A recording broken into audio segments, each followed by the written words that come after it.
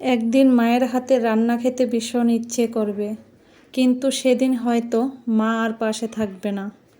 ছোটবেলা মা যখন রান্না করতেন, আমরা কতবার বিরক্ত হয়ে বলতাম, মা আজ আবার এই রান্না। মা কিছু বলতেন না, চুপচাপ আমাদের পছন্দের খাবারটাই রান্না করে যেতেন। তখন বুঝিনি মা শুধু আমাদের জন্য খাবার রান্না করতেন না, নিজের ক্লান্তি লুকিয়ে ভালোবাসা মিশিয়ে দিতেন প্রতিটি খাবারে। নিজে হয়তো এক টুকরো কম খেয়েছেন, কিন্তু সন্তানের প্লেটটা কখনো খালি রাখেননি।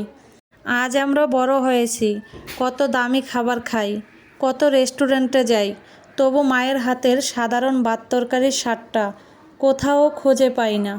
কারণ সেই স্বাদে ছিল মায়ের মায়া, মায়ের ত্যাগ আর নিঃস্বার্থ ভালোবাসা। মা যদি আজও আপনার জন্য রান্না করেন, তাহলে খাবার শেষে শুধু একবার বলুন, মা তোমার রান্নাটা খুব ভালো হয়েছে।